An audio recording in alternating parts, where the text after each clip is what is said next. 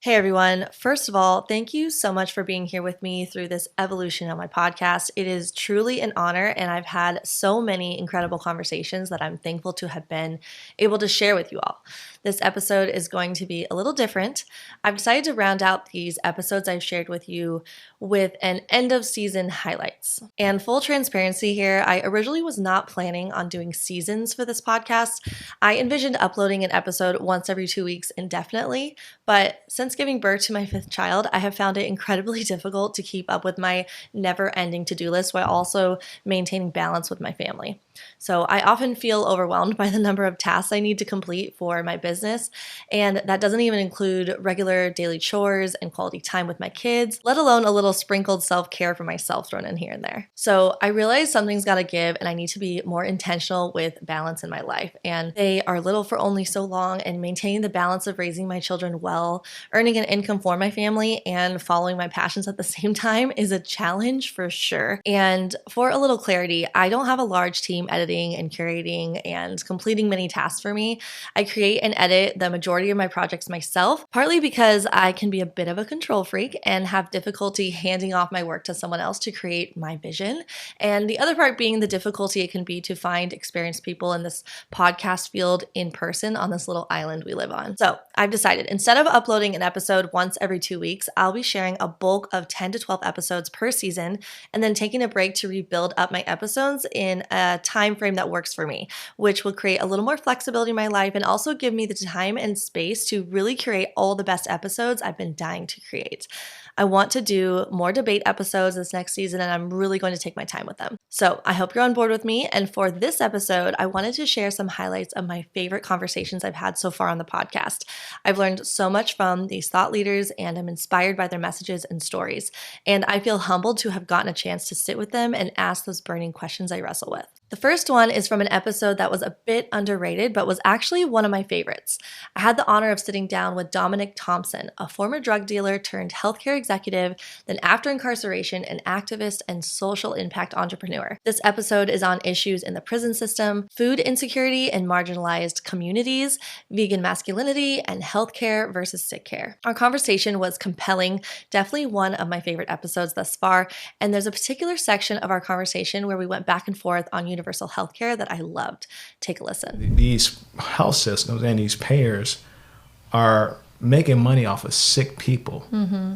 So when you go to universal health, I'm actually pro universal healthcare. When you go to universal healthcare, you eliminate that whole human psyche of wanting to cut corners and make money and to monetize off of sick people. We should not be monetizing off of anyone sick. Healthcare is definitely a human right to me. Mm-hmm. And if anything that we've seen in this pandemic is the fact that we all should have access to quality healthcare because it's just going to make a better and healthy community. Right. I agree with you that we should all have access to it. It's more about like, is this the answer? But I guess when I go back to things like universal healthcare, I look at the healthcare that we have in America and compare it to other countries and the healthcare they have when it's government run and when it's not like necessarily driven as much by something like, if you're just going to say a blanket statement like profit, I feel like there's more layers to that. But when you look at America, almost universally, people are flocking here to get our healthcare than the other way around. Like you're not going to find someone from Texas going to Canada for healthcare because we have such a free market system. Like there's a reason why America has like some of the biggest and most amazing inventions and technological advances. It's because the reward is so great.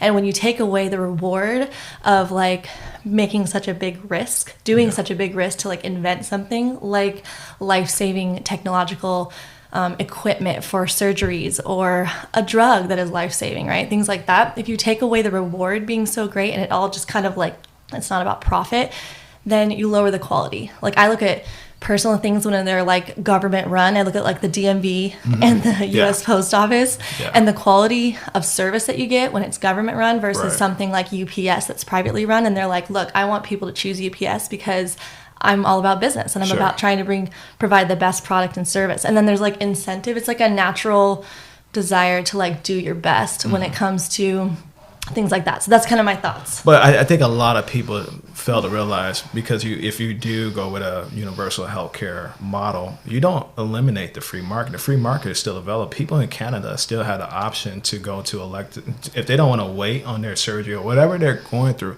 because we do live in a society where all humans, especially in the Western region, are number one impatient. People want what they want right now, and that's the problem. That's people like, oh, I need to have a surgery, and look, surgery is important, but there are definitely some things that can wait a week or a couple of days where you're not a priority, but they expect that right away, and that's some of the talking points of people that are opposed to universal health care are pushing out there. And you're not going to eliminate the free market. If you have the money to go pay a surgeon sooner than later to have whatever you need to have done, or even to get access to more medicine quicker than waiting 24 to 48 hours. I kind of blame the whole business model of Amazon. People, when they click on that button, they expect the same day to get service. Or even restaurants, fast food casual, everything. People are we live in a society where people have no patience, no patience, and it's spilling over in industries and communities, including healthcare. So free market is not going to be eliminated; it's still going to be there. But then you have universal healthcare, and it's just going to make a better community, because that little boy or girl that might have some type of virus, like whatever, whether we're talking COVID or something new in the future, COVID 800, I don't know. But when you have, so they may have a different family background where their mom and dad don't have a HMO. They may have a PPO or a POS or a free market or self-insured, where they may not have access to the same quality health system. But you integrate that in that same community, that school system, that kid can have an impact, whatever they're carrying, on your kid. But when you have quality universal health care, everyone's going to be protected in some type of umbrella, where you don't have to really worry about little things like that. So the model works, but the free market still would be there. So do you think that it should be like raising taxes to cover healthcare for all, but then keep healthcare and a lot of practices within healthcare privatized, not necessarily government run, but it's free for everyone? Well, but it's not necessarily free. Like, it's not free because someone's paying for it. So, well, let's be honest. The whole tax code and the tax issue in general was probably the first thing that left or right should have dismantled and presented itself before that overhaul of healthcare years ago. We had to really address that, but also be very transparent about, like I said, this digital currency, this borrowing money from here and there. Yeah, there's a lot involved with taxes, and that's our money as U.S. citizens. But we do have resources more than we know it, and we can fund these things, or even reallocate to a different part. That instead of a very bloated, super bloated military. Actually, I was going to bring that up, because I agree with you. There's one factor we don't need new F-16s every year. Or new tanks every year. So much of our tax dollars gets allocated towards military funding, and I definitely don't consider myself an expert to know how much money we should be allocating towards it. It's the biggest budget, I believe. It is the biggest in the world, because we kind of act like the police of the world. We have our military infiltrated everywhere in the world. So when we compare ourselves, so I'm with you. If we're gonna do more things like making it more affordable and available, like more types of services available towards all, because right now you have the ability, if you have emergency care, you're not going to be denied service no matter who you are. But let's talk about things like surgeries and things like that.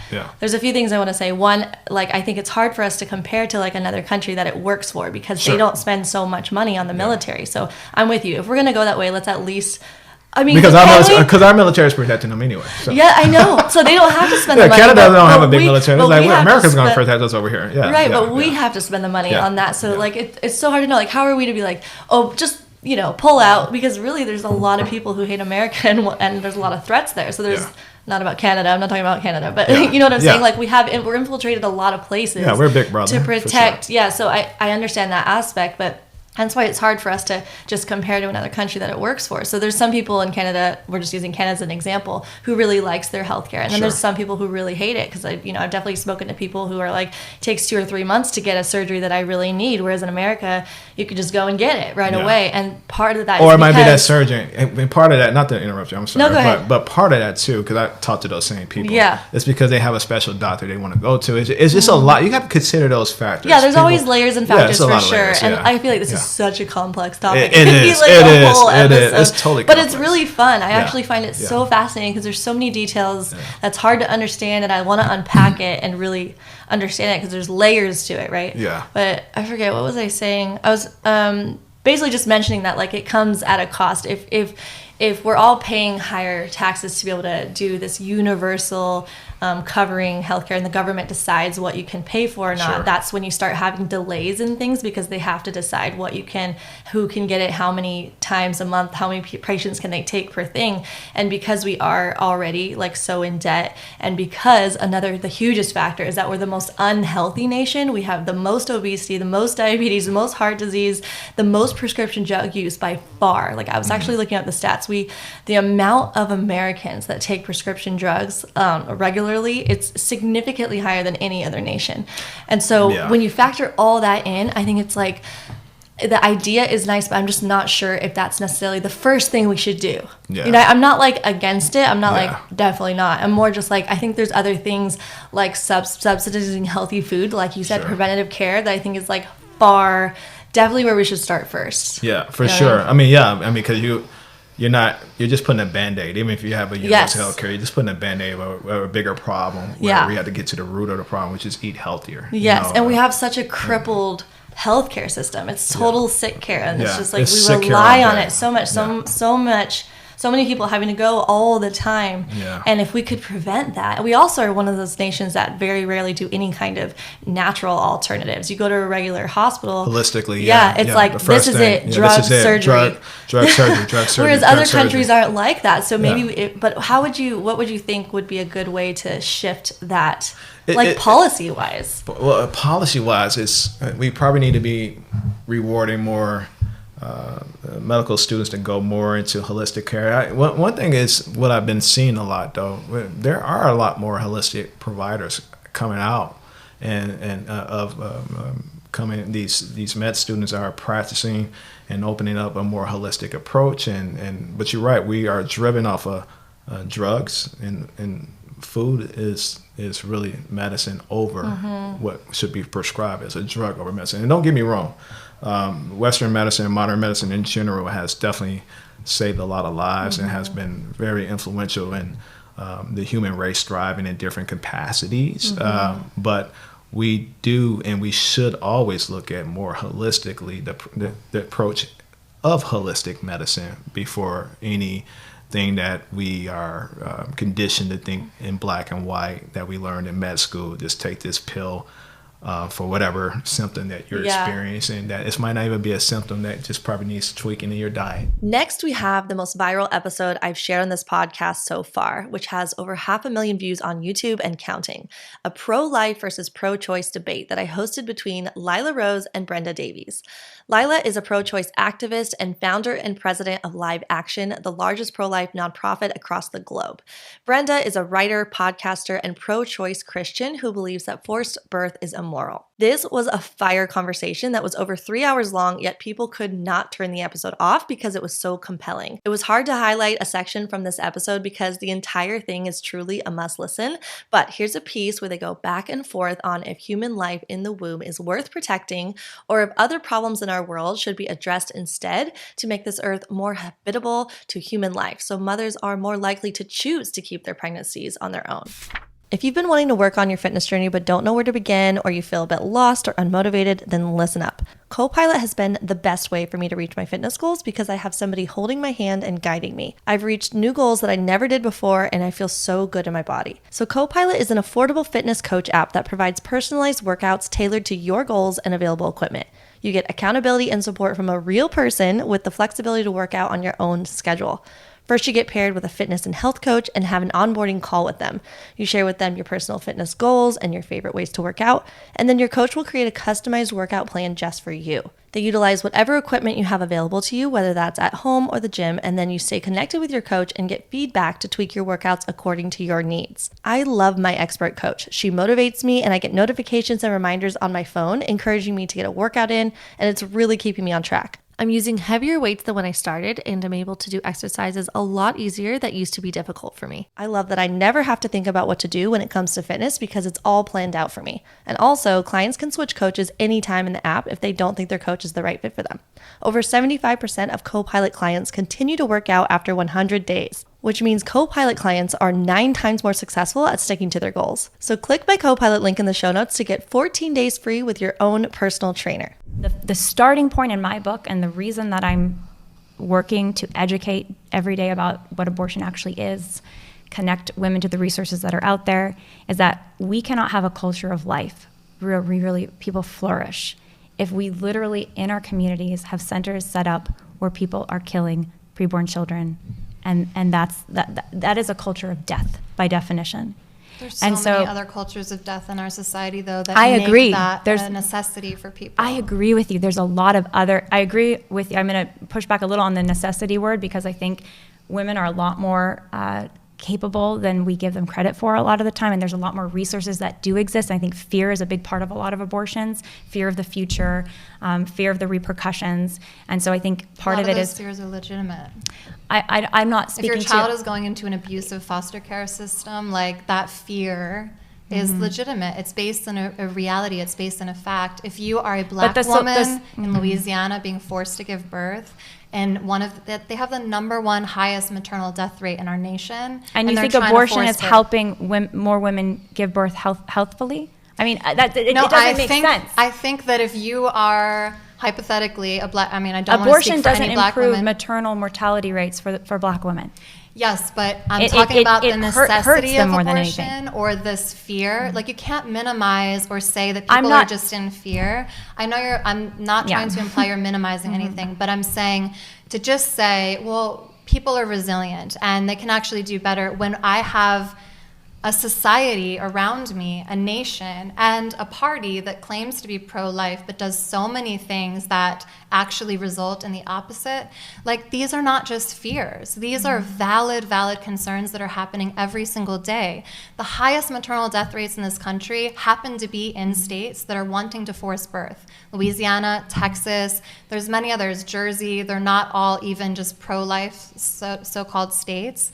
And we're not even focusing on a maternal death rate problem or the maternal death rate of black women. So it's not that abortion has to be a necessity, and I can understand why you'd push back on that. However, if you already have children, which is the majority of people who seek out abortions, and you're worried about poverty, which is valid, and you're seeing your children not be able to eat, and you're seeing all these systemic problems, your kids are getting shot in school, these are not just fears. These are valid concerns that cause people to say, you know what, I don't want to bring a baby into this inhospitable place where I might die.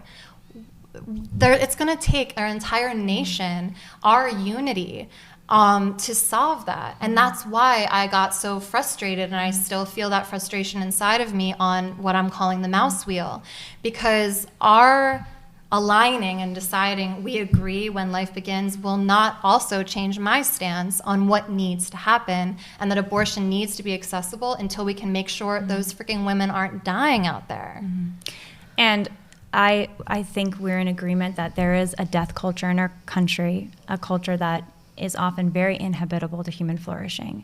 And it's all hands on deck. It's in how we treat each other. It's in how we treat our own families that we're given or we're born into or chosen families. It's in the communities we're part of and how we're helping our neighbors. There's a lot there to unpack.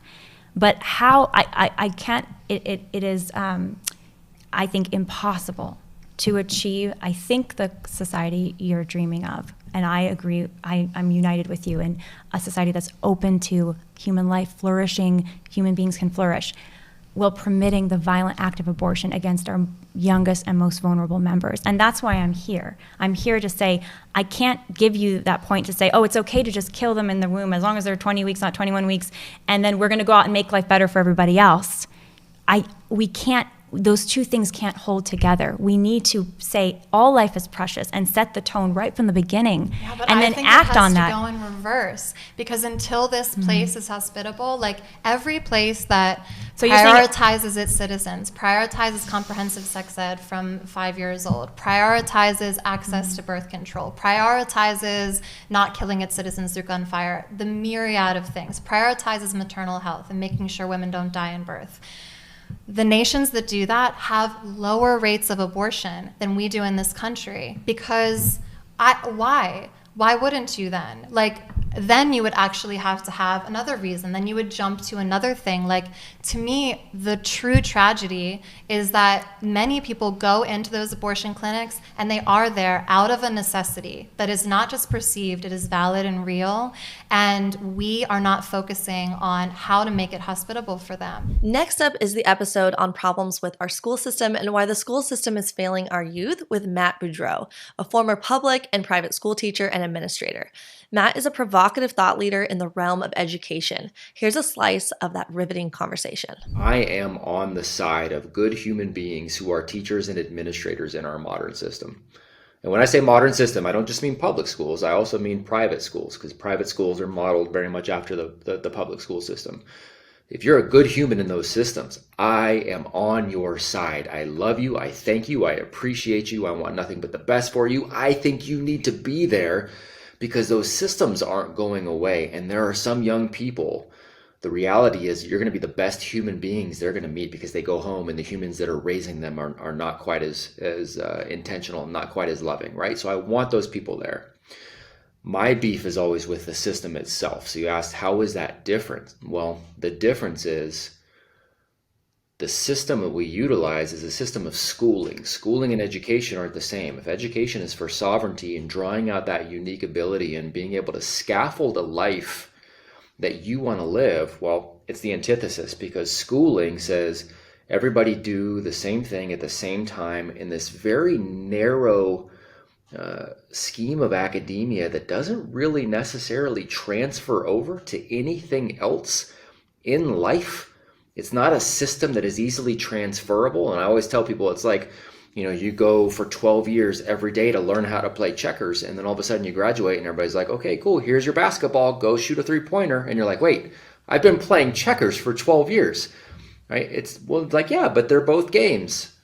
Okay, but they're very different games that require very different skill sets, and they have very different rules. So being good at school, and we know this, being good at school does not necessarily mean you're good at life. Some people are good at school, and then they go out and they crush it.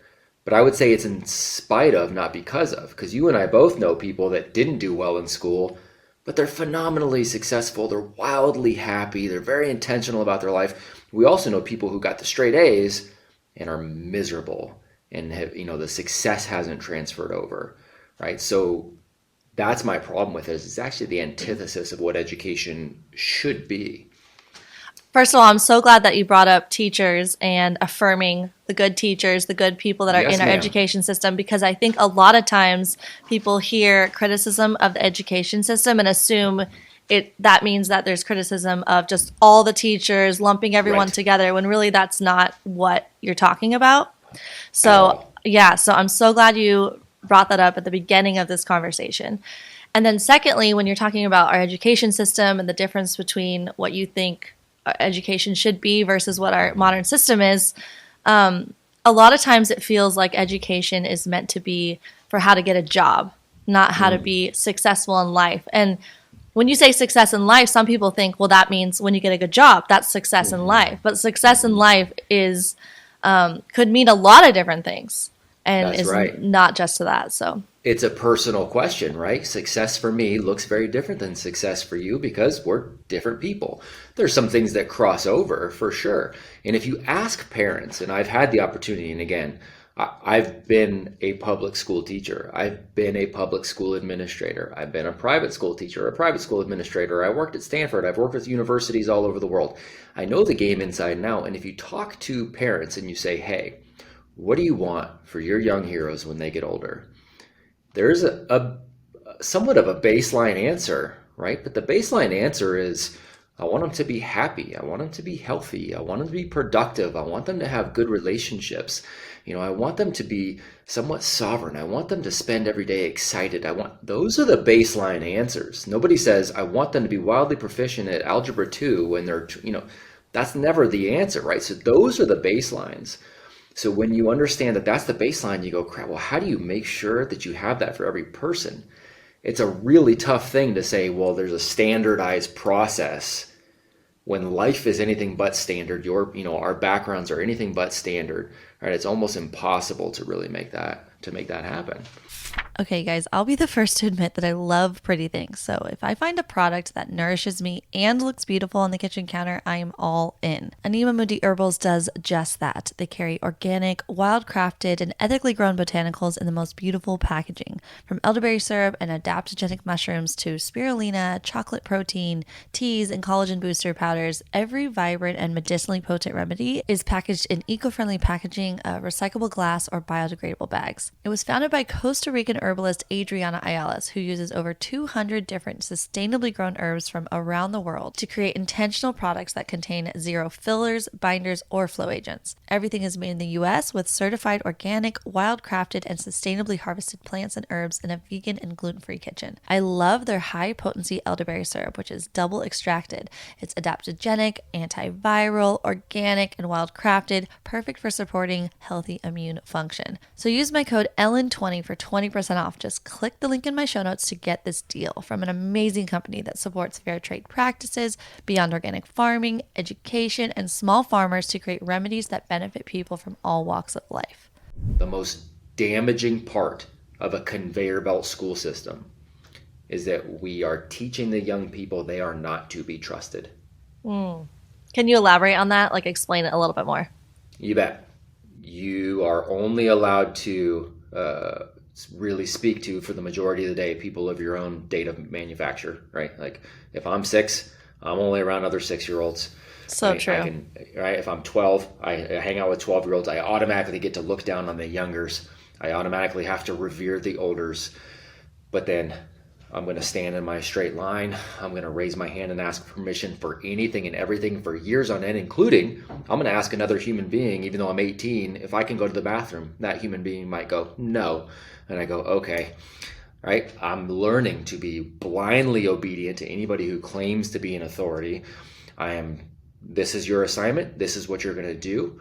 If you obey well, I'll give you an A. If you go outside the box on this, you're not going to get the arbitrary letter grade that I'm going to give you. Okay, sounds good. I'm working on it. Ding, bell rings. Move on to the next part of the conveyor belt. Whether you're enjoying what you're doing or not, it doesn't matter, right? It's this industrial revolution model based on authoritarianism that builds that mindset into the young heroes. You leave there going, I don't know anything about me, but I know how to obey. I know how to follow directions. Somebody tell me what to do next. And we wonder why when the government or whoever claims to be authority goes, look, this is what you're going to do and this is when you're going to do it. People go, yep, you got it. Sure, yeah. Whatever you say. Alicia Silverstone's lightheartedness and enthusiasm for all things natural and respectful parenting are some of my favorite things about her. She is open and down to earth, and I'm thankful to know her. This episode landed Alicia in hot water for a few days across the news because of her willingness to share openly about her connected relationship with her son. It started with one online article about how Alicia still sleeps in the same bed with her 11-year-old son, Bear, that quickly spread to Good Morning America, Fox News, Yahoo, ABC News, Daily Wire, and even The View. So Alicia Silverstone has always been outspoken about her unique style of parenting, from potty training her son without diapers to pre-chewing his food for him when he was younger. And she said on the Ellen Fisher podcast that she's not ashamed at her approach to motherhood. Take a look. I'm a natural mama, and I'm a loving mama, and I believe in love, and I believe in nature. And our society is scared of nature and scared of love. Bear and I still sleep together. Wow. Yeah, so that's another thing. All the statements. And I'll be in trouble for saying that, but I don't really care.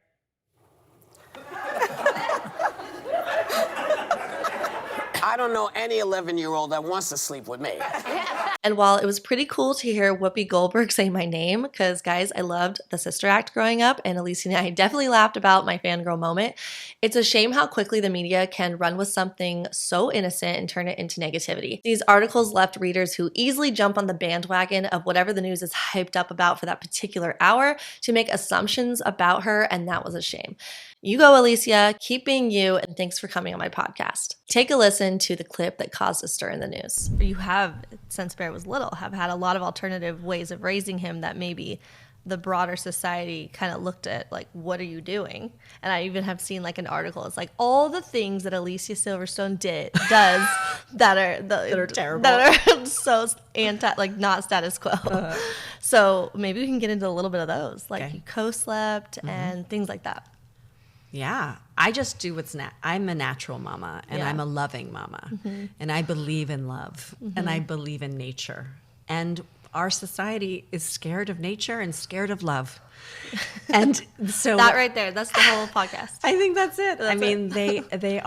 They react as if it's okay with women to be naked on the beach. I don't mean naked like on a naked beach. I mean with a string up their bum as a bathing suit and like no bathing suit. That's okay. But a woman can't breastfeed. That is very interesting. And I'm just like, what? Why is it okay for women to be sexualized on a beach or in our movies or whatever, and on a billboard or in videos, like magazines, just anything? Yeah, but we can't gently feed our children with the thing that was made to feed them. It like, really what is wrong with you? Make any sense? I know that is very weird. So that's one thing. Then there's all these other cultures and all these other people that do it. The things I'm doing, I'm not inventing. I didn't invent any of it. You would think I would love to take credit for all of it, but it's not me. Unfortunately, it's just me following nature. Yeah. And sleeping with your children. I mean, if you were in any kind of wild setting where there are animals, if you put your baby over there, your baby's going to get eaten. So it's not ideal for the baby to be over there. That's how I thought too. Like back when I was first like gonna have Elvis, like the topic of co-sleeping or crib and everything like that. I'm like, but if I was like sleeping outside in a tent, I wouldn't put him in a separate tent. No. Like no way. No. And their little bodies are designed to have milk they need that milk every 2 hours when they're building up, and when their bellies are so tiny, and it actually makes you sleep so much better. I remember when I first had Bear, I would get up to go breastfeed him. Now, he was still in bed with me, but I would get up. I don't know why. I would just, I was a new mom, so I'd get up. And then one of my friends said, "Why are you doing that? Just roll over." Yeah. And I was like, "Oh yeah." Oh yeah. But my boobs aren't quite big enough. I don't think I had the big ones that could kind of get in there as well. But I started, and it does save a lot. And then I would find that you'd be asleep, and you'd be on one side, and then you'd wake up, and you're like, "How did you get on that side?" Because I didn't, But I just think it's delicious. I think being a mom is the most precious, most like unbelievable experience in this world. And it's not for everyone. And, anybody who doesn't want to do it shouldn't do it. But for me, it's so divine. And I wanted to savor every moment of his life. And that's why I wanted to have more, but then my relationship got messed up. And then it was not a great time to bring one in. But I didn't want to have one right away because I was so in love with my Bear. I wanted to squeeze every little moment out of him. I know. So it wasn't until he was like 3 that I was ready to make another baby. And then I didn't have a partner. So that's why I don't have 4 babies. But I wouldn't probably want 4 babies, but I would definitely want 2 or 3. Yeah. But being I would not be you, Ellen. No, I don't think I could do that. But maybe I feel like you started a lot younger than I did. Mom, I just can't. I feel like I'm way older than you. No, you don't seem older. Well, I'm way older than you. So you started younger. If I had started younger, I probably would be you. Mm-hmm. I knew that when I was little. I knew I had to wait because I thought if I start, I won't stop. And but my point is that nurturing this little monkey and having him, I just wanted to do what was healthiest for him at every turn. And so every choice I make is either built on instinct or deep research. Mm-hmm. It's not like I'm just not going to do this. There's a book called The Continuum Concept that is so beautifully written about this psychologist who follows these tribes and watches how it's done. And it's really the basis of attachment parenting, because it's when the baby's on your body, in the field with you at all times, where you can see and hear what they need. They tell you when they need to go to the bathroom. They tell you when they need to eat. They tell you what they need, and you can address it because they're right there. Yeah. These children do not grow up needing us. They're not needy. They're not. I know there's a misconception, a huge misconception with attachment parenting, positive parenting, that it makes your kids needy or insecure. They're fiercely independent. It's actually the opposite, because they feel more secure. Yeah, that's Fiercely at least what I found for sure. And the thing about co-sleeping, another thing to touch on, a lot of people will have this fear because of what maybe the media or other things are telling you, that it's unsafe or whatever, doctors.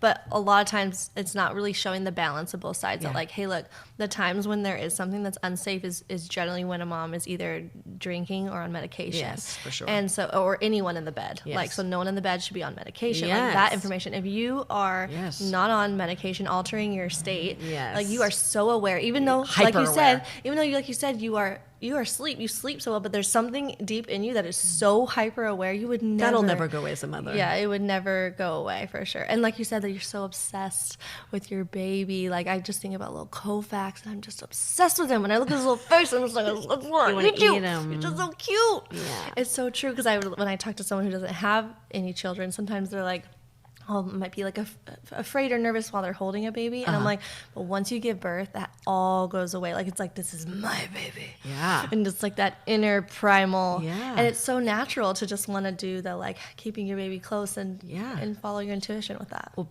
Bear and I still sleep together. Wow. Yeah, so that's another thing. All the statements. And I'll be in trouble for saying that, but I don't really care. You did elimination communication. Oh, that's all? amazing. Yeah, there's no. I've never had a need. I've never had a need to raise my voice. I mean, there was one time I was in the pool and something little dangerous happened, and I grabbed Bear's little arm, and I just said, "You may not do that." And he went, "Mommy, why are you yelling at me?" I said, "Baby, I'm not yelling." Wow. He goes, "But you're so serious." I said, "I am serious. Wow. This is serious. We're in a pool, and you may not do that." Yeah. He goes, "Okay." Yeah. And that was our communication. Yeah, because it's so true that he's used to your respectful way of speaking to him. So if there was something super serious, you're still being respectful. I was but still you're just respectful. being serious. He's like, serious. whoa, this is serious. It was serious. But if that's how you're always talking, then it's a lot of times you have the whole, why do I have to yell at them 10 times? Yeah. They still don't listen to me. Yeah. If that's how you're always talking to them, they're just going to be like, oh, whatever. Mom. Yeah, I never yell at him, and I say sorry a lot. I do too. So if I am feeling stressed because, for example, if Bear comes home from school and I'm trying to cook dinner, help him with his homework, the dogs are going crazy, and I've got work calls coming in, or any variation on that above, which can be any given day. If I haven't slept well because I ate crap the night before or whatever, right, or I'm having my period, then I might be a little bit more prickly. Now, I'm still not yelling. Yeah. I'm just simply not as available. And I'm sensitive, so I don't like a lot going on at once. So if Bear's talking to me, I want to listen. Mm-hmm. You talked about at the beginning, your kids feeling like I listen to them. Mm-hmm. I genuinely, otherwise it's noise, and the noise freaks me out. Mm-hmm. I'm either with you or I want you away. I can't have this sort of chaos. So if Bear's talking to me, and I'm trying to get the dinner ready, I'm sometimes not equipped to do both. Mm-hmm. Sometimes I'm like, dinner's never gonna get ready. So I'll just say, Bear, I'm so sorry. Mommy's not able to do both things right now at the same time. Can you write down all the stories you want to tell me? And I can't wait to hear them as soon as I'm done making the dinner. Yeah. And he's like, okay. Yeah. And it works. Mm-hmm. And then he goes and does his thing. He'll play Legos, or he'll work on his school project, or he'll be reading, or whatever he's doing. And I don't put him on the TV. I do not do media. And I can do this thing. And sometimes in the process over the years, he's forgotten. There's been times when he was more little, and he'd come in and go, "But Mommy," and I'd go, "Okay, great. I'm going to write down, what's that story about? Okay, bananas. Great, bananas. Yeah. We're going to write that one down." And all the stories, because I really want to be available and present. Mm-hmm. It's such precious time. I don't want to lose it. But I also have to make dinner. Yeah. So I know that both things have to happen. I want to be available and present, but I have to make dinner. So the choice, right? Yep. And so we make dinner, and then during dinner, he tells me all the stories, and then at bath time, he tells me all the stories, and then all the stories get out. And I think it's really been amazing. He respects me because I respect him. Mm-hmm. I remember being a kid and being told, you must respect me. Mm-hmm. And me going, but you haven't earned that. Yeah. This is not behavior that earns respect. You're scary. Mm-hmm. You're mean. You're being an awful person, right? So you can't demand it. You shouldn't demand it. Mm-hmm. It should be a gift that they give you because of the way you are with them. The next conversation I want to share is one of my favorites I think I've ever had with Dr. Laura Markham, a clinical psychologist, on the foundational principles for a peaceful home and raising happy, considerate, and responsible kids. If you're a parent and have not listened to this episode yet, go do it right now. You will not regret taking the time for this one. Here is one gold nugget of the many in this episode. My particular approach, which I call peaceful parenting, is it's all about the relationship. It's all about the connection with the child, right? And it's about coaching the child to be their best self instead of resorting to control, rewards, punishment, threats, yelling. Okay, so those are the two big ideas, right? We connect and we coach the child, which includes emotion coaching. And it also includes setting up the environment for the child to thrive. That might mean bedtime. It might mean fewer screens. It might mean less sugar, whatever. Maria Montessori said, don't try to control the child. Control the environment so the child can thrive. That's part of coaching, right? And emotion coaching we can talk more about and give some examples, but emotion coaching helps kids with their emotions. So those are the first two big ideas. But notice what's missing here. No parent who has not had any sleep, who is, dysregulated, who is upset, and who believes that their child is going to be a spoiled brat if they empathize with them, that parent cannot actually offer the child connection. That parent cannot actually coach. They're going to resort to control out of their own fear that the child's going to be a brat, right? So the third big idea in my approach, peaceful parenting, is parents have to self-regulate. That means you have to take care of yourself. It means you have to work on your issues that get triggered so that you can show up as the parent you want to be and be present with your child. Right? Yes, I love that. Yeah. So those are the three ideas. So the question is, does that produce a spoiled brat? If you think that, you will act out of your fear. And when we act out of fear, we go to the lowest place we can come from when we act out of fear, and we're always sorry later. If anyone listening reflects on their life and they think those times when my heart is overflowing with love and I relate to the people around me from that versus those times when I'm scared and notice how I just tightened up. Like you could just feel your heart tighten up. You feel your stomach tighten up. You don't respond from fear in a way that supports anyone else's growth or your own. You don't support connection. When we get scared, we control. That's what humans do because we're frightened. So if you come from that perspective, you can guarantee that your child will not be okay. You're undermining the relationship. So I think when people say that, the fear they're really expressing is, if I empathize with my child and they are allowed to have these big feelings, they will be out of control and they'll act badly. So I would say to that parent, they're confusing two things. They're confusing the emotions and the behavior. Now, all behavior does come from emotions. But all emotions don't have to result in behavior. I may be quite angry at someone, but I'm not going to hit them. I'm not even going to yell at them. I'm going to look at what's going on for me that I'm angry at them. Maybe they've trespassed some boundary that's important to me, right? And I'm going to express that in words. What we have found through research is that when you express something in words, you don't actually have to act it out.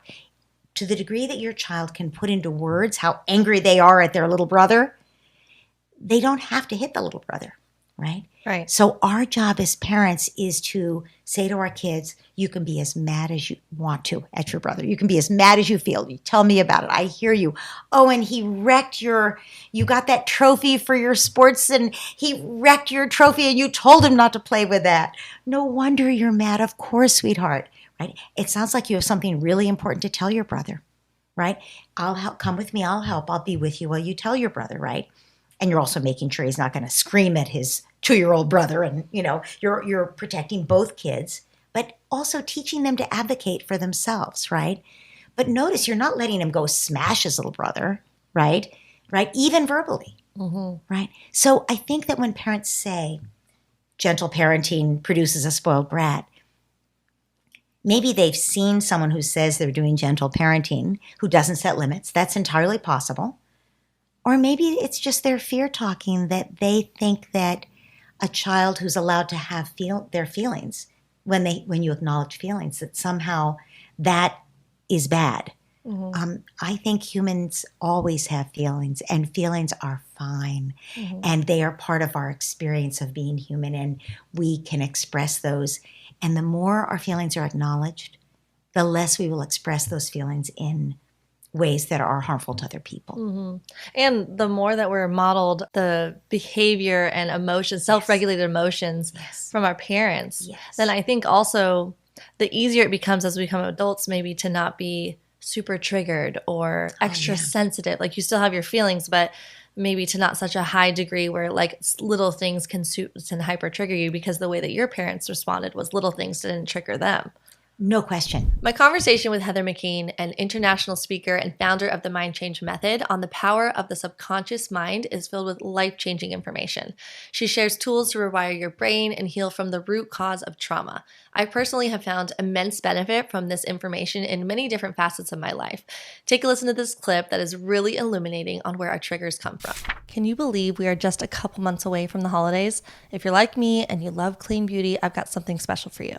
As fall arrives, it's a great time for holiday shopping, and right now Osea is offering 2 limited edition holiday sets. Osea is a clean, vegan, cruelty-free, seaweed-based skin and body care brand that I've been obsessed with for years, and I always love to gift their products to my friends and family because of how luxurious they are. And these sets already come in a beautiful box for gifting. The Undaria Body Duo features limited edition full-size body care for firming hydration and a full body glow. The body butter is anti-aging and hydrating, and I'm obsessed with the body oil that leaves my skin radiant and glowing. Together, these are valued at $108, but is right now 33% off for $72. The Bestsellers Minis collection is a limited edition 6-piece set of face and body bestsellers, all wrapped up for the holidays, including the Ocean Cleanser, Hyaluronic Sea Serum, Atmospheric Protection Cream, Salts of the Earth Body Scrub, Undaria Algae Body Oil, and the Anti-Aging Body Balm. Literally all of my favorite Osea products, which is valued at $110 and right now is 29% off for $78. To get these limited edition duo sets with 10% off your order stacked on top of this promotion, just enter the code EllenGift10 at checkout. Let me tell you, if an experience happens, you are using all of your senses to store that information. But each individual human does it maybe more primarily in one of these 6 ways. Kind of like if you're an auditory learner or a visual learner. Right. And that doesn't mean you just are. Yeah. That you don't learn any other way. It's just your primary way, your brain's favorite way of doing it. Yeah. So we utilize that too when we're working with people. So I will ask people, like, if you've got an issue, and the first and best question is, well, how do I know this is happening? Now with the how do I know, we don't want to be like judgy with ourselves or anything. It's like, okay, is it a feeling in my body? Is it a memory in the fact that, feeling is memory, but we think memories generally are visual constructs. But feelings are memories too. Sounds are memories. All of these different things. But we need to find out how I'm doing it. So if I have something, let's say I'm in a conversation with someone and I feel that triggered feeling and I realize something comes up in me. So what I will do at that moment is I will go, okay, I feel that. I'll acknowledge it in myself, right? Oh, I feel that. I hear you. I notice. And that helps my body so much. Even if I just cognitively, I'm like, okay, I hear you. I'm getting the message. Something's up here. There's information here. And that's the way I look at it. Oh, information just happened. Ellen didn't do anything to, even if you did, even if you were like a emotionally immature, you don't have awareness and you said a really jerky thing. Yeah. Still, the way I perceive that is mine, right? If universally we could say, that was kind of a jerky thing to say, I could say in my mind, Ellen is a jerk. Or I can go, how interesting. Ellen said a jerky thing. Or at least that's the way I perceived it. I wonder what's going on with Ellen. If I just know that it's not me, Or what if it maybe is me? I want to check that first. So I'll go, okay, wait a minute. Or maybe I won't do that like that. I'll be like, I will sort of become internal for a second. Like, oh, I'm aware that something is happening inside of me. And I'm going to regulate me. So what I feel like that any of that, let's say it's a physical, I'm going to use the word dysregulation. So how do I know there's a dysregulation? Either I'm put back in a situation. So some people call those flashbacks. That's a dysregulation because I'm here now. I'm not there, but all of a sudden my head's there. And sometimes my body can be there too. Dysregulation. I should be here, not there. But it's happening. So I'm not going to judge it. I'm just going to become aware of it. Or let's say I have a feeling in my body. I all of a sudden feel like that heart racy feeling, or I feel sick to my stomach, or I feel like I want to move away from you. All of these are feelings inside my body that are there for a good reason. So that's my first and foremost thing that I say. I'm feeling something, it's for a good reason. It may not be something I want to keep doing, but it's good. I have a good reason for doing it, at least the way my mind feels about it. So if I have the moment to do it then, I might be in a conversation or talking with my boss, and now's not the time for me to check out and do all this internal work. I will shelf it in the sense that, okay, I'm aware that something happened. I am going to check in with this later when I have the space, the safety and the time and the space to do this. So I'm going to just put it over here. But I'm not avoiding, I'm not judging, I'm not saying there's anything wrong with this. I'm acknowledging it, and I'm saying and making a commitment that I'm going to get to it later. Okay, so then when I'm home and when I'm in my space that I can do this, then I'll go and sort of unpack this. Okay, what was really happening? She said this and I felt this. How do I know? Well, I felt this feeling inside of me. And I'll sometimes ask myself the question, okay, well, when else have I felt this feeling? And when I say, when else have I felt this feeling, I'm looking for probably the proof that came way before this conversation to say, oh, I felt this before. This isn't new. Ellen just triggered something. Listen, if you can trigger something in me, that means there's something there. I always use this same example, and I know it's silly, but I say, if you were to say to me, you're a purple alien, I'd be like, no, you're a purple alien. Gosh, I can't believe you purple aliens. I'd be like, are you okay? You're like, I'm not a purple Everything alien. Okay? Because, listen, I know. Like, I'm not a purple alien. It didn't happen. You cannot convince me otherwise. Yeah. I'm sorry, I love you, but no. I would immediately go, are you okay? Are you being serious? Like, what's happening right now? I would be very confused because that doesn't resonate with me at all. Now, if you say, oh, Heather, you are so needy, I'd be like,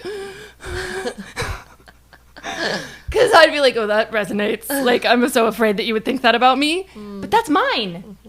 Is it true that I'm needy? I don't know. Is it? I got to check in with myself. Where is that coming from? Why does that hurt me so bad? Why did that scare me so much that you would say that about me? My next conversation on the problem with wokeness and the breakdown of identity politics featuring Africa Brooke is compelling and thought-provoking. Africa is a writer, international speaker, and consultant whose work focuses on tackling self-sabotage and self-censorship. Her thoughts inspire and impress upon many. Here's a slice of what she has to say. I had started to sort of express my frustration in terms of what was happening culturally. Just this sort of suffocating environment everywhere you went, where you're supposed to pick a side, where you're either with us or you're against us, where certain questions are just not allowed. But no one ever tells you who's making these decisions. It's almost like a social agreement that you've just opted into. Almost like when you visit a website and then you realize, oh shit, they took my email and they didn't even ask me. And then you just start getting marketing materials. That's kind of like how it felt, mantras that I was just supposed to take on and ideas that were not supposed to be questioned. And even as I say this, I'm sure someone listening, just from me just saying those pretty vague things for now, you kind of think, yeah, you get what I'm talking about because of how intense all of this stuff is. But I think to really kind of give a more clearer answer, I think it's worth defining woke and wokeness, right? Because I think there are differences. So I was gonna ask you that. Totally.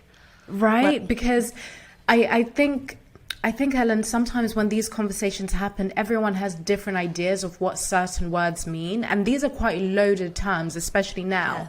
Yes. So I always find it so useful when there are just clear definitions. And if you were to ask someone else, they might say something different. But this is the way that I was coming at it from. So the origins of the word woke, originally, it's a term that started from the US, Black America particularly, and it's a very important and meaningful term for Black people in the US. And now it's sort of spread into the Anglosphere. But by definition, it was the state of being aware. So being aware of things like racism and just inequality in general. And, you know, again, a very important and useful term, especially at that time in the 60s and the 70s, 80s, even to the 90s. But like with most things that start with a good intention, somewhere along the line, they do get co-opted by people, sometimes even well-intentioned people that end up taking things way too far, right? And now wokeness itself, in the present day, 2021, it's become more so of an ideology. And within that ideology, you have the extremes of identity politics, where you have hierarchies that are based on identity markers that, for example, if you are white, you can't have a say on race, which I just think is fucking ridiculous. We're all racialized people. And, you know, if we want to find a way to bring unity, we need to be able to talk, and we need to be able to have the uncomfortable conversations. But, you know, there are these hierarchies that you can't even question. You have things like performative activism, where people think, you know, just a 6-slide infographic is going to change the world. Well, I'm sorry to tell you that I don't think that's how it works. And you get to dox people online if you don't agree with them. You get to shame people in the comment sections or in Twitter threads, where binary thinking is encouraged. Again, that pro or anti, black or white, with us or against us. There's just no regard for nuance. And also it always looks like a competition to outwoke the other person. So because of that environment where wokeness in the present day has become like a religion, like an ideology, and some really wonderful thinkers from all sides of the political spectrum speak about this very, very well. I think it's just worth looking into the sort of parallels that people are laying out to really understand this pretty new phenomenon, if you will. But what that does is that it creates an environment where people are just terrified. It creates an environment where people end up, you know, just feeling that it's much safer to self-censor, because they've seen what happens to others when they ask questions. They've seen what happens when you point out a contradiction. They've seen what happens when you're not, you know, equipped with all of the latest and ever-changing new terminology, and you say something that maybe other people consider outdated, and before you know it, maybe you've lost your job, maybe you're being publicly shamed, you're being misrepresented. It's a very hostile environment. And as we were saying, because a lot of it is taking place digitally, it's really hard to control. There's no center, there's no goal in mind. So all of that taken into account, even as a Black person, which by the tenets of this ideology, I am somewhere up high on the hierarchy, regardless. And it doesn't matter whether my character is good. It doesn't matter what my values actually are. What I actually stand for is just about the color of my skin. It's just that you're Black. It's because you're Black. Therefore, that's it. Yeah. Right? And it's not even a tangent, actually. It's really important for this. Something else that I know is that my letter has been able to reach so many people, as in they've been able to receive my words, and I haven't received any pushback for my letter. It's because I'm Black that people are willing to listen, right? Someone else could have said, and people have, very similar things, just looking at it very objectively. But because we're in a time where people have decided that actually you're Black, so you get to say this, but I'm not saying the things that I should be saying, right? I'm saying things that actually contradict a lot of these things. So it kind of causes a lot of cognitive dissonance, which just shows you the design of all of this, right? The insecurities of our own physical uniqueness holds us back to our full potential as human beings. Some spend hours a day trying to fix what they consider to be flaws, or frequently examine their appearance in the mirror and constantly compare their appearance with that of others. But your beauty is already within you. Our mind's perception is a building block to our outlook in life. Body dysmorphia is often exacerbated through today's societal norms of cosmetic and plastic surgery, and even face filters that we now all see all over social media. In this next episode, Sophia Esperanza and I unpack this topic while she shares her own body dysmorphia story. Take a listen to this clip. We hyperfixate on things, but we're not really tackling the true issues, and maybe they're not internal for everybody. Maybe something is externally driven, but I think a lot of our problems start here. So we have to go here in order to begin to even understand them and then to fix them. With my breast implants, I started that. I mean, that insecurity began when I was really, really young. I've always been really thin and got made fun of for that growing up, sometimes out of a place of just mockery from people, but sometimes for worry, actually, like, sincere concern for my health because I was thinner than most people in my family. And that made me super in tune with the fact that I was just really thin, and people were alarmed by it. So when I became like 13 years old, kind of everyone hit puberty, and I shot up this way, but not really out this way. And so I had people make fun of my flat chest and, just flat appearance overall. And so I couldn't wait until I was going to grow boobs. And then it was 16, and then it was 17, and couldn't still wait till I was going to grow boobs. I just, from outside influences like music and the media and this idea of beauty, and also people around me at the time who I was surrounding myself by, people's moms even, I let that all seep in, but essentially made my own decision to get breast implants in my teens, which actually wasn't even legal to do what I did. I had to sign like a waiver because I got silicone. And as soon as I got them, I went from an A cup to a D cup overnight and cried as soon as I woke up from surgery and looked in the mirror. I had to hold it in a little bit until I was by myself, and I remember just looking at myself and crying. And was that a positive, like, happy cry or a sad cry? What was the emotion?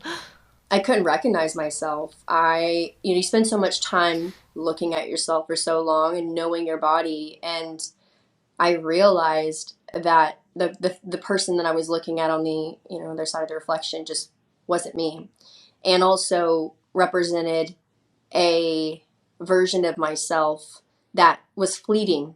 Something that I wanted to be sometimes, and I didn't realize that when I went into the surgery, that was going to be me all the time. And not having the choice to move from that form to this one, I was restricted. And so immediately realized I couldn't breathe as well. My capacity just was shortened or decreased. And I had rippling immediately as soon as I took off my bandages. I have what you call a double bubble, which is where the implant goes beneath your natural fold. So you essentially have two folds. And this one is rock solid because you have an implant, no fat, and then you have yours. So it can look pretty bizarre. And there you go. Just added another layer of insecurity. I was like, well, they only look good from this angle and, or whatever. And this angle, I don't want anyone to see. So just another layer of insecurity. Right. And I knew immediately I wanted to get them out, but I kept them in for a while. And it took me until, I guess, about 3 years ago to get what I thought was going to be my full explant and get them out completely. But the doctor said my skin had been stretched out for so long that it was a better idea to put a really small implant in, allow my skin to shrink back while he revises the fold, essentially to like bring my fold back up to where it was, heal, and then just take them out when I'm ready after that, after a year or so. So that's where I'm at. And I had COVID, or I got sick. I had a viral infection.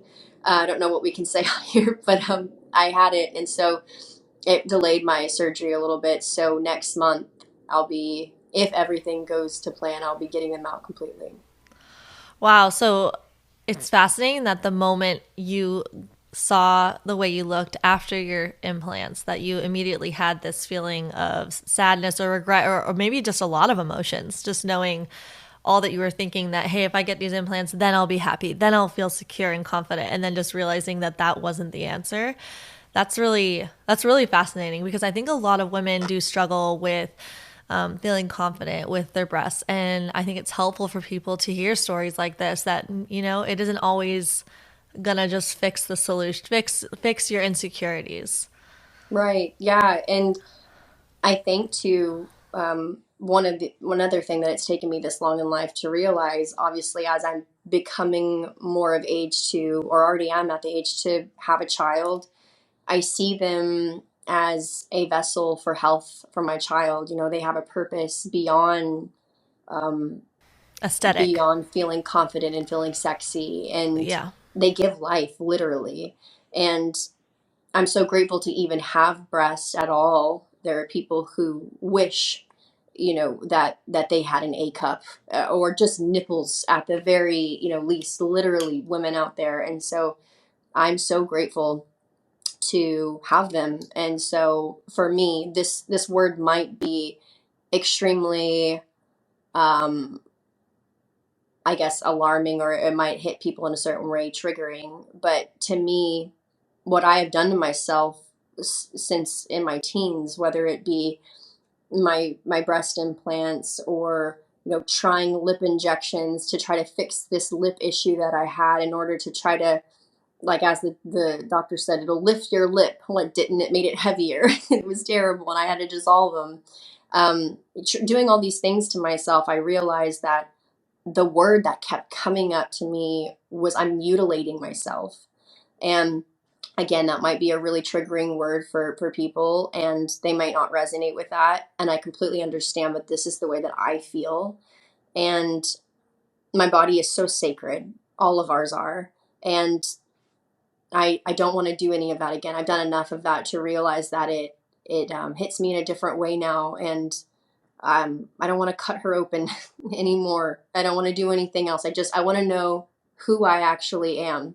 Because I think, I know we're going to talk about this probably, but like with the introduction of filters and all of these different things, we really are losing ourselves. We're becoming more familiar with a filtered version of ourselves. The next conversation I want to highlight is on optimizing your gut health and microbiome with Dr. Will Bolsowitz, who's board certified in internal medicine and gastroenterology and emphasizes a holistic approach to healing the gut.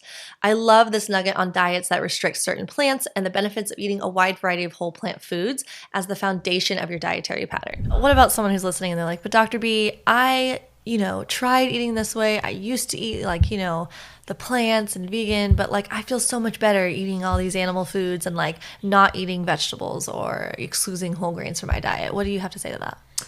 Well, I've taken care of so many of these people in my clinic. This is my work as a gastroenterologist. Mm-hmm. This is what I've dedicated my life to. And what I have discovered time and time again is that if a person gets a benefit by restricting their diet of these foods. Mm-hmm. I'm talking about whole plant foods. Yeah. If a person gets a benefit, many times they don't. But if they do, it is short-lived. Mm-hmm. And what they discover is that their gut problems persist and they get worse. Over time. Over time. And they end up in a spiral.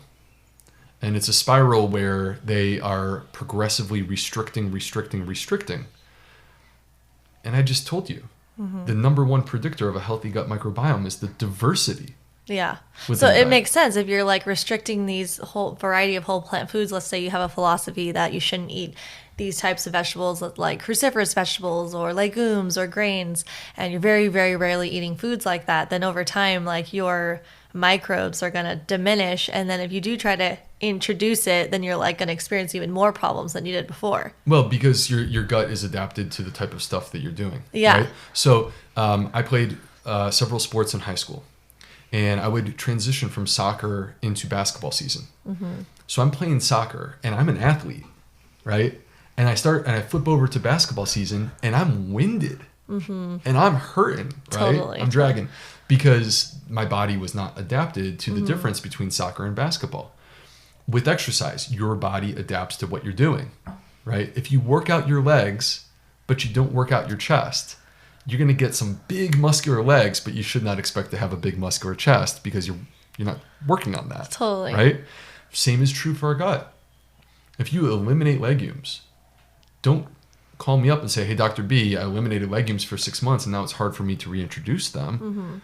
What the heck? Like, there's a reason why this happens.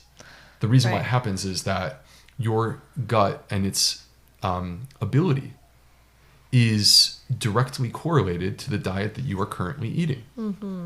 And so when you eliminate something from your diet, you are disabling your gut. You are reducing the ability of your gut to handle that specific food. And it gets worse and worse and worse as time goes on. And at the moment that you decide to intervene, you're going to face challenges. Yeah.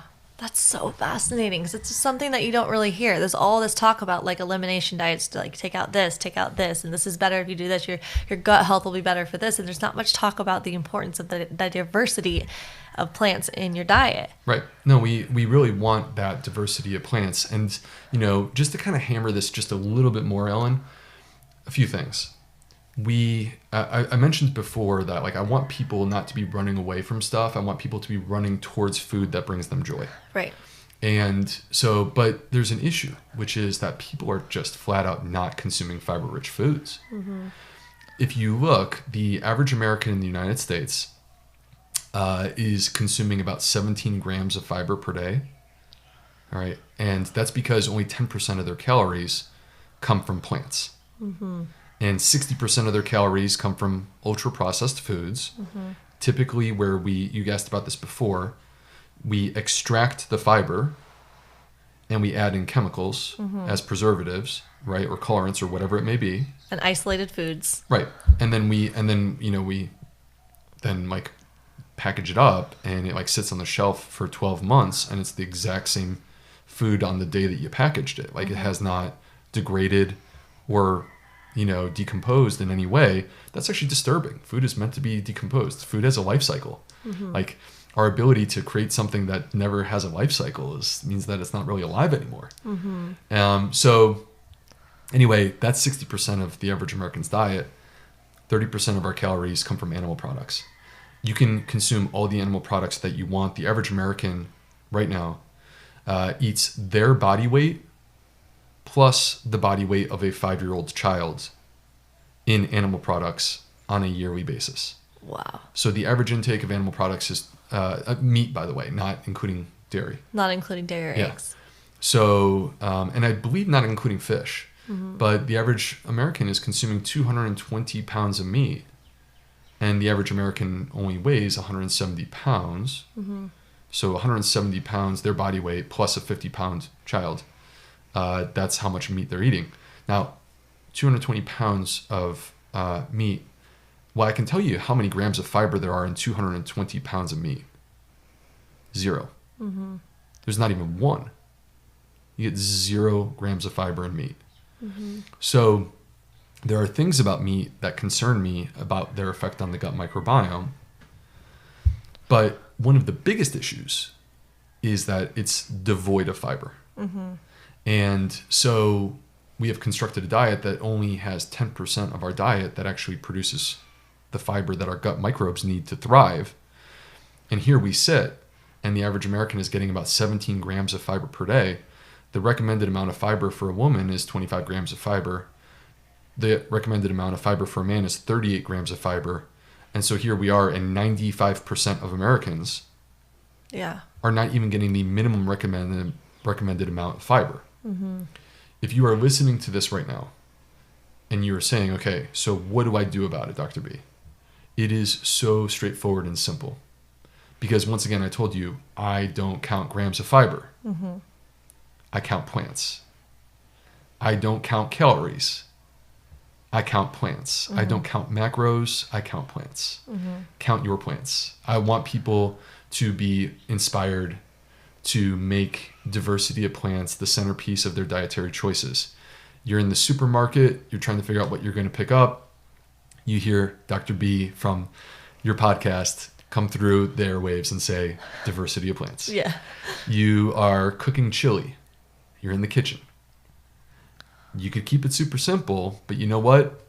Why not have 5 or 6 types of beans in there? Dr. B, diversity of plants.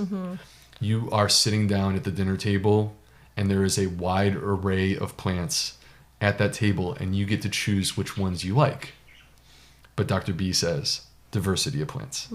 And so it's a way in which you can make it your own. And if you do this and you really focus on this and you make this an important part of your dietary approach, these concerns about inadequate fiber consumption, they will go away because you will be cranking up the plants in your diet. You will be moving towards a plant predominant diet.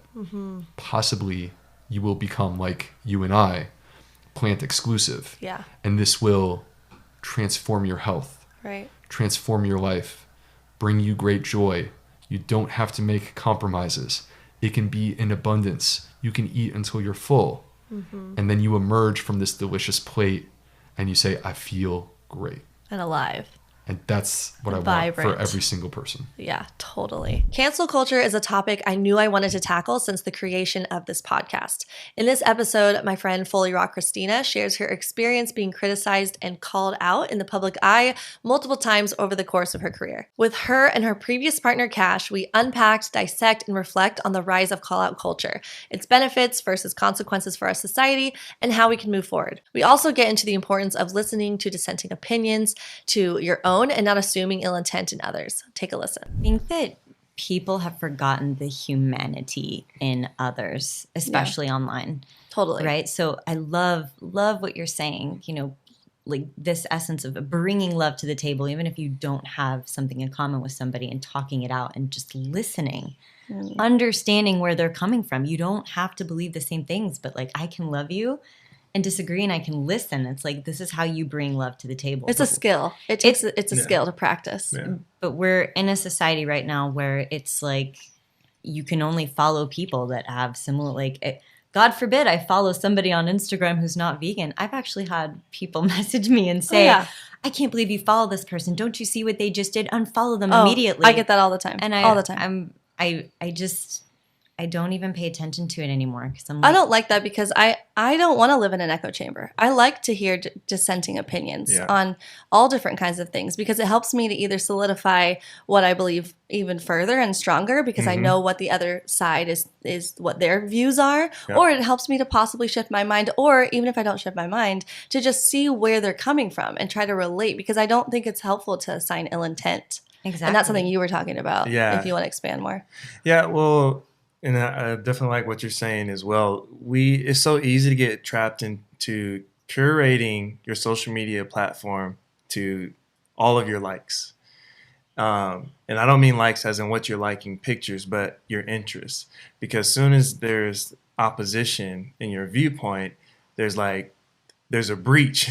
100%. And you're uncomfortable now because it doesn't follow the flow of your timeline. And it's like, okay, report, unfollow, block, don't want to see that. And what that does is reinforce beliefs that this is the right way without having a conversation with the other side or seeing what the other side is doing to, like you said, to get the common ground. If we have tunnel vision in only one way, we're so far from the middle ground that we're unaware of what middle ground is. And I think social media allows us to be in this false world and forgetting, like, yeah, it's okay to exist with someone who doesn't have the same views as you.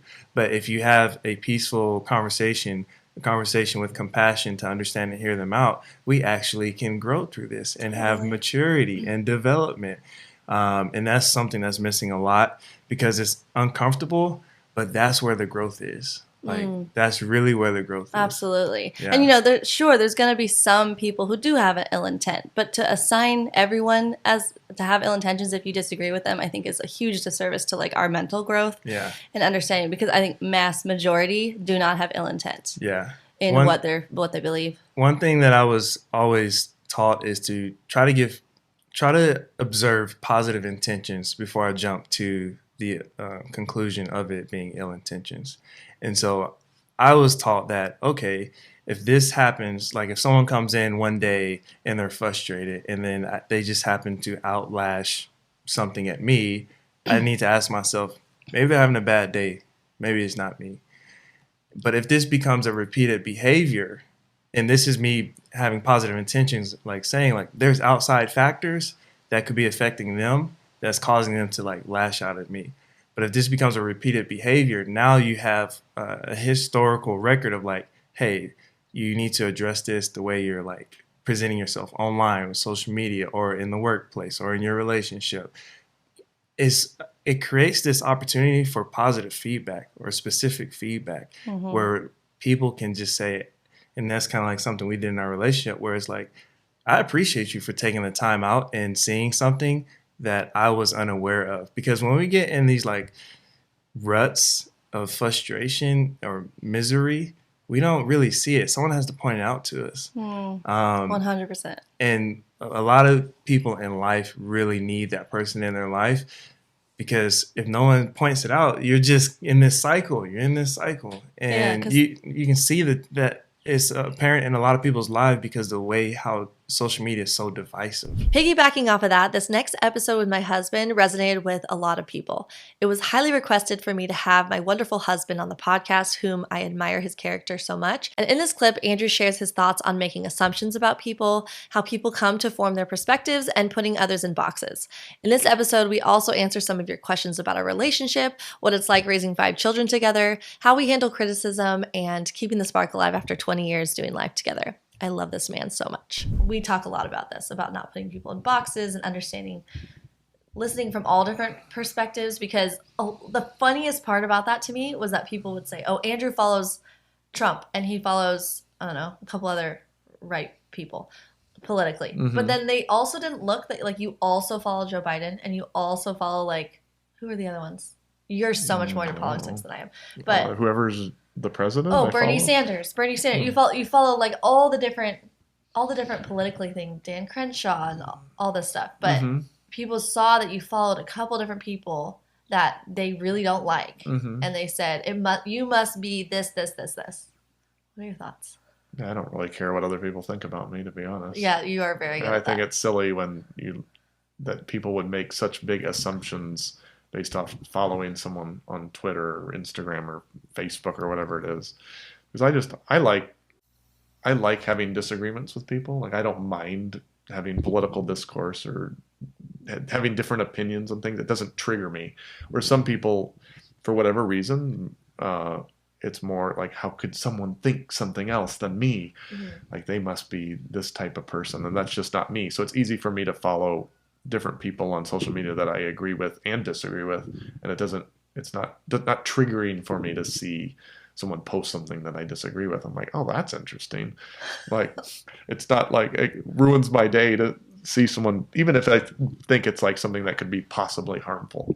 Like, I understand that people come from all different ways of life and had so many different upbringings that we kind of form our opinions about things politically, or just what our priorities are in life based off, a lot of what, our childhood and things that may or may not have happened to us, or our parents, or the religion we grew up in.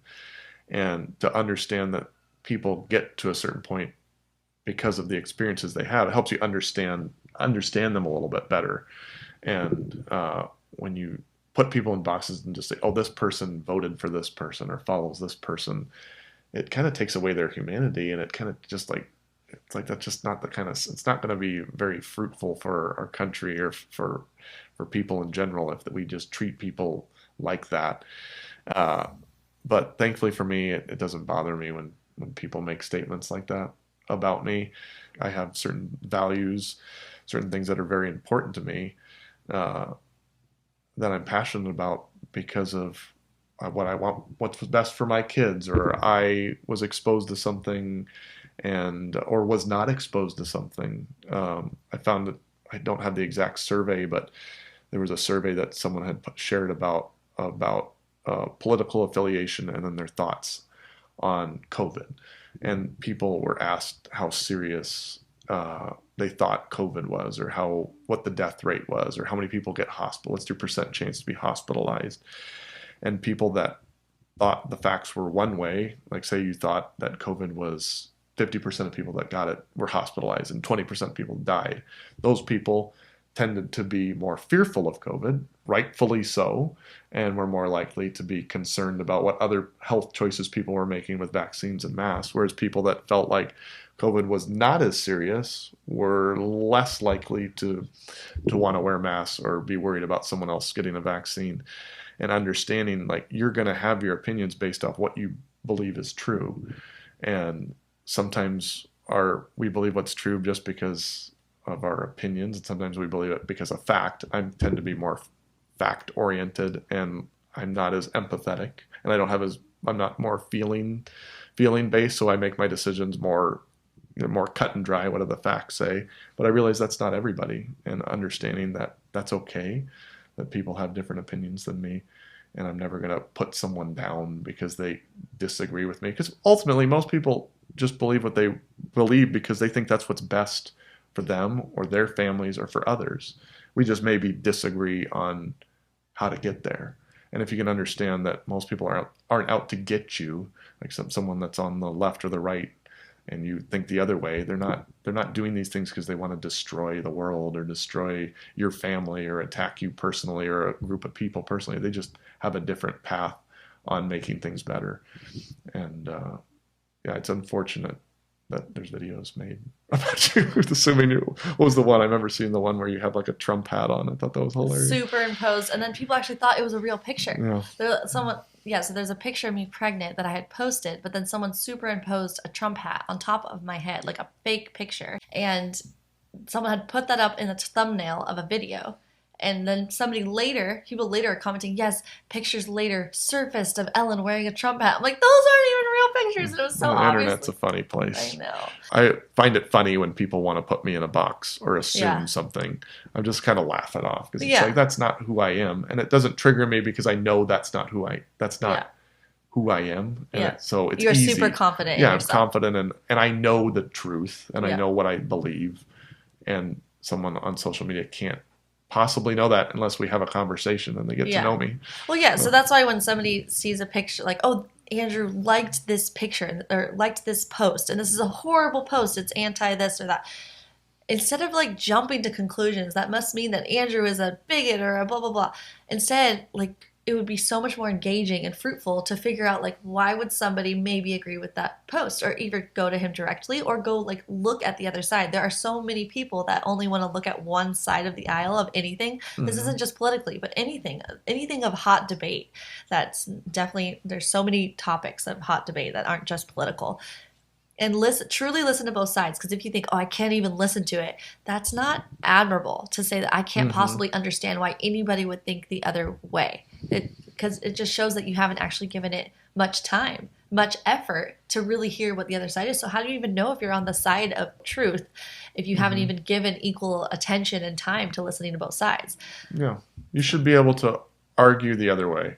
Like that's what I try to think. Okay, how could I argue this? If I'm pro-life, how could I argue against pro-life? Or if I'm pro-choice, how could I argue against pro-choice? Like, once you are able to do that, it helps you to understand the other side. Like I said earlier, like, most people are just doing what they think is right or morally acceptable, or what they think is going to be the most beneficial to society, and acknowledging like that they're not coming from a place of evil, of wanting to harm, and they're coming from a place of love. Most people, obviously there's people that aren't, that's not their goal, but just the life experience thing is such a big factor. Like, I'm pro-life, like I'm not afraid to say that, but the reason I'm that way is there's so many life experiences that I've had that I can't be other. It's hard for me to imagine not being that, but I can still understand why someone is on the other side. And, you know, I'm a father. I witnessed all my children be born. I can't imagine doing anything other than protecting my children. When I was in college, I'd had a biology class. We went to a hospital, and there was a 5-gallon bucket of fetuses that had passed away, and I don't know if they were aborted or if they were had just miscarriages or whatnot, but they were from 12 weeks to 24 weeks. And they weren't treated as human. We weren't allowed to see the morgue where the adult bodies were, even though this was a biology class, but we were allowed to see the fetuses because they didn't classify them as human, I guess. And they brought in this 5-gallon bucket of about 20 of them, and we were able to pick them and hold them and look at them. And I was like, these are humans. Mm-hmm. They're small, but they're humans. And that formed my belief so strongly right there. It was official that I was pro-life, and I wasn't going to change. Yeah, because that's my experience. But if you've never lived that experience, and you've maybe seen the opposite of someone being raped and pregnant, and then seen the horror of having to go through that, like I've never had that experience, so it's not easy for me to see where they're coming from. But I can still like, oh, that would be hard, even though I haven't lived that experience. And just understanding that we all get to where the things we believe for a reason. Mm-hmm. And for the most part, it's because we just want what's best for others and what's best for society. At least that's for me. Yeah, I agree with you. I think that most people have pure intentions. And so we should assume pure intentions for all sides of the aisle of any topic that you're passionate about. That helps you to go into the conversation better, to just try to understand the way someone thinks, as opposed to jumping to conclusions that someone who disagrees with me must be a this, or this, like labeling. Another debate episode, which I loved, monogamy versus polyamory. I recently had on the pod Amelia and Matt, a couple that practices consensual non-monogamy, and I share an opposing views conversation with them alongside my husband. We are both passionately pro-monogamy, and in this conversation, we get into monogamy versus polyamory for relationships, children, and society. Here's a powerful clip where we go back and forth on what is the meaning of sex. So to me, it sounds like sex is more transactional than it is like soul tying, because like what are your thoughts on sex? Is it something that's it's like going and playing, it's like bowling with somebody. Mm-hmm. Like you go out and you bowl, and then you go back to your husband, you bowl with a friend. Mm-hmm. Or is it a soul tie? Is it this sacred mind, body, spirit experience if it's with someone that you're lifelong committed to versus someone you just met a couple days ago or a week ago or whatever? Mm-hmm. Do you feel like your sex can be as deep and intimate with someone you just met versus the person that you are so ride or die with, the person you're in love with, you've been through thick and thin with? Like, what do you think about that? Mm-hmm.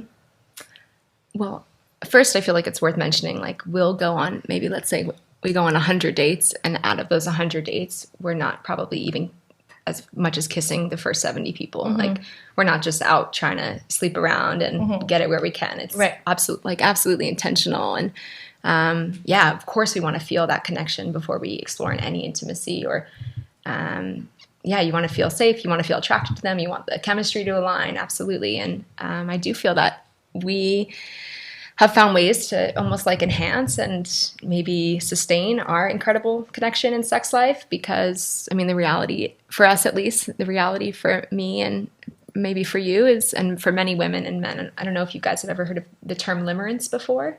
It's like new relationship energy. So the chemistry, the butterflies. Right. So now there's studies saying that women usually experience like a tremendous decrease or decline in their limerence in the first 2 to 3 years of a monogamous long-term relationship. And for men, it's 5 to 7 years. So we've been able to still, have this incredible partnership, have amazing sex, have each other, love each other, be intimate.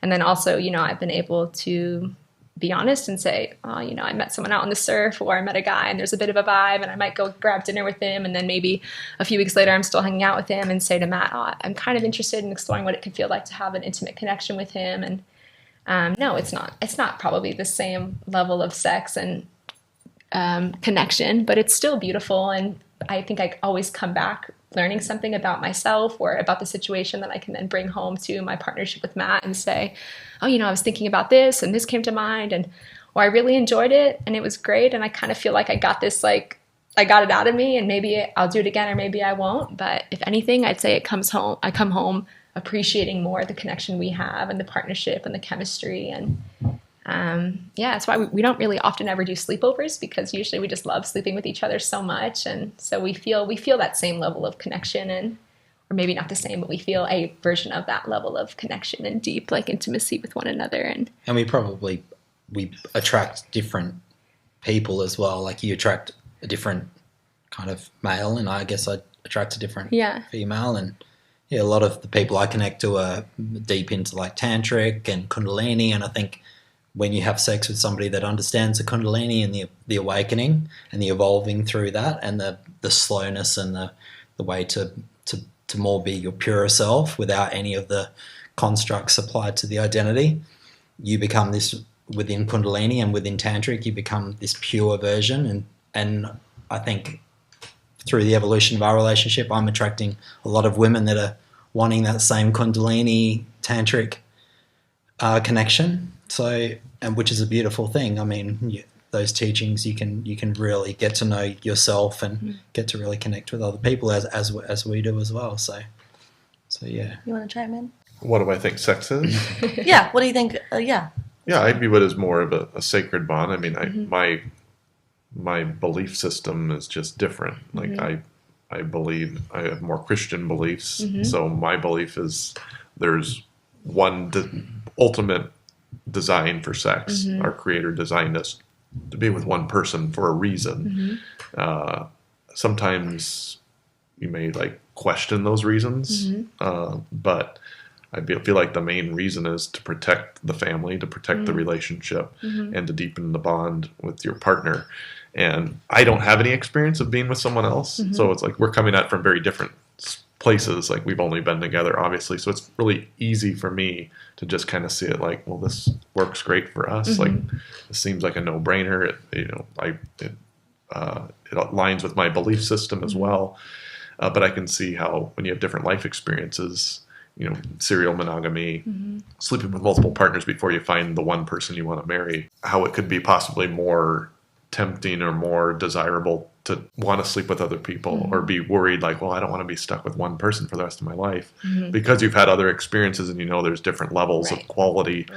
Yeah, what if they're not as good at sex as the last person? That's something that I got asked a lot. Well, you're waiting till you're married. What if he's not good at sex? I got asked that all the time. Yeah. This next episode on the topic of history repeating itself, critical thinking and personal responsibility, division and unity, and freedom versus mandates came at a heightened time of emotions for everyone during the age of COVID in 2021.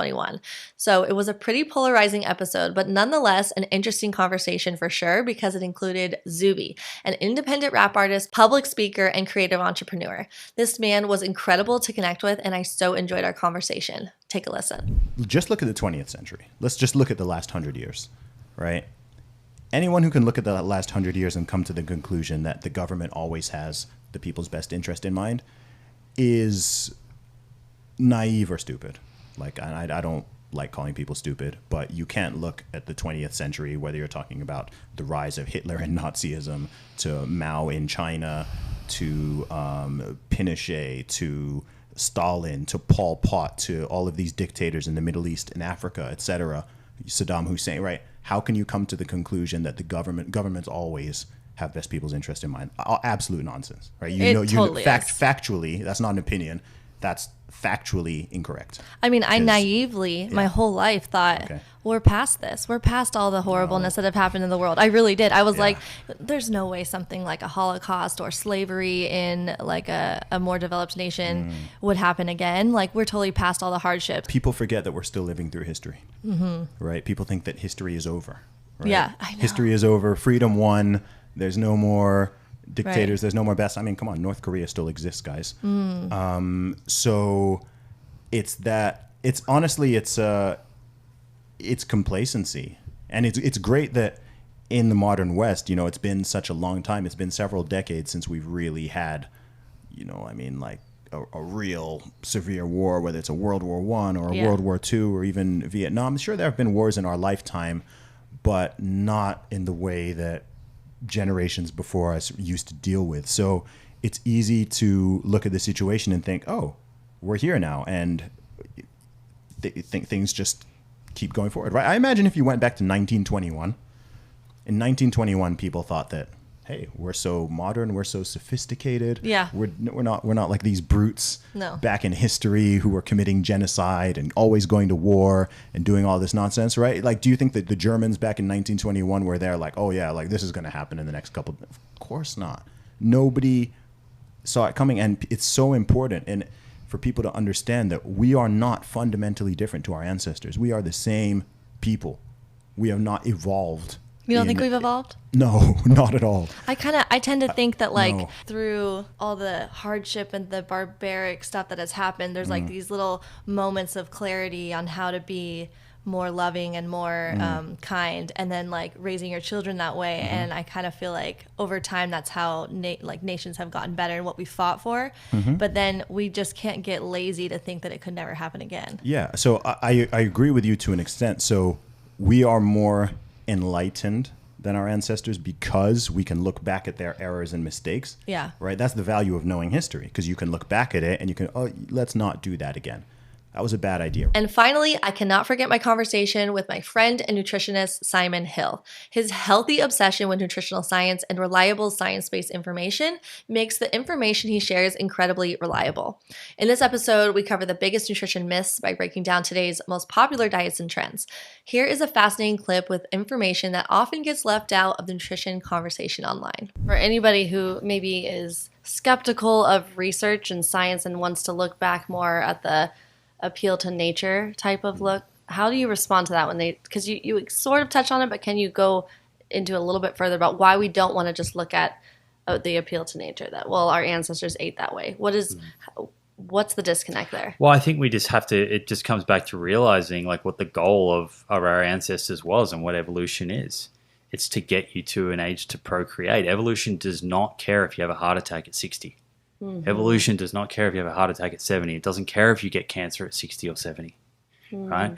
So if you're interested in good health later in life, we have to look beyond speculation of what our ancestors may or may not have eaten. Yeah. And back to what I said earlier, I don't even think we can put our finger on like this is the ancestral diet. You can get some general themes, but there's no way of doing that. So, you know, I think you can look at that and be interested in it, but if your goal is to increase the number of years that you live in good health, which is essentially increasing your health span, you're trying to shrink the number of years where you're affected by disease, then you have to look to the science that is studying people over time and looking at biomarkers that predict longevity, right? Because we have different goals to our ancestors. Yes. We're not just here to survive. We have so many food options available to us that our ancestors didn't. And so we're in this privileged position of saying, okay, we don't have to just go out and eat calories to survive and eat whatever we can get our hands on. We can actually look at the science that we have and make a more calculated decision and increase our chance of getting to 60, 65 without developing cancer, without having a heart attack, without having a stroke. And so hopefully to our 80s and 90s. Yeah, exactly. And the other thing to consider here is the types of foods that our ancestors were eating and whether they are the same as the types of foods that people who are adopting different variations of these ancestral diets are eating today, specifically meat. So there's a really interesting paper by Lauren Cordain, who is kind of like the father or one of the fathers of the paleo diet. And he wanted to look at what are the typical cholesterol levels in hunter-gatherer tribes. And anyone can go out and look at this, and there's a beautiful graph in there. And with the data that's available to us looking at different hunter-gatherer tribes, we know that their cholesterol levels are not high. Now, you might think, well, how can that be if they're eating a lot of animal foods that are rich in saturated fats? What's happening here? Well, there's good kind of archaeological evidence that suggests the types of meats that our ancestors were eating were probably a lot leaner than the types of meats today. So leaner than beef and lamb. You know, our ancestors would have been eating woolly mammoth and antelope and you know, venison type of meat. So you know, that's the other thing to kind of consider here when we're thinking about like eating like our ancestors. Are we truly eating like them, or are we kind of just eating the foods that we want to eat today and making ourselves feel good by, you know, telling ourselves that that's the same foods that they ate a long time ago? So that's the kind of, you know, that's the way that I think about that. I think a lot of people who might be listening maybe your audience, but definitely my audience might be younger, and so they might not be thinking that far down the road, and so it's easy to just go to this, oh yeah, this makes sense, this, nature, this is how our ancestors ate, not realizing that there are certain foods that definitely prevent our biggest killers. So when you take that evidence into consideration, it kind of goes against that personal bias that you would have. And I think maybe we should first round out the topic of butter. It's becoming very popular now that, we're getting back to the way that our great-grandparents lived on a farm and they milk their own cow and then we make our own butter and it's so healthy for us. Why is it not so healthy for us? The big two reasons are ApoB, so it's going to increase ApoB. We've got to remember, heart disease is the number one cause of death globally. It's the most likely reason that any of the listeners are going to die. Right, so you should take that pretty seriously. Yeah. If there's a biomarker you're going to be most interested in, it's ApoB. I also mentioned that saturated fat. So butter is very rich in saturated fats, and particularly the saturated fats that increase hepatic fat. So increase that fat that's building up in the liver, it's building up in the pancreas. It leads to insulin resistance. So from a metabolic health, it's going to be damaging there compared to eating foods that are rich in unsaturated fats, whether that's monounsaturated fats or polyunsaturated fats. So, I think that the reason that this is trendy is because people see it as kind of natural, ancestral, but they're not appreciating that they can feel good today and still be increasing their risk of disease in decades to come because these things bubble away under the surface. Ultimately, it comes back to where we started this conversation, is that the science is very clear that there is a theme that is consistent with good long-term health. And that is a diet that is low in saturated fats. It's rich in polyunsaturated fats. It's low in ultra-processed foods. This is not debated in nutrition in the academic science world. It's only debated online. It is absolutely the consensus position with regards to how do we get people to feel really good today and feel better long term. What an incredible first season of this podcast. I am grateful for all of you who have been joining along this ride. Links to all the episodes and social media accounts to the guests in this episode are in the show notes. Stay tuned for next season. I cannot wait for what's in store.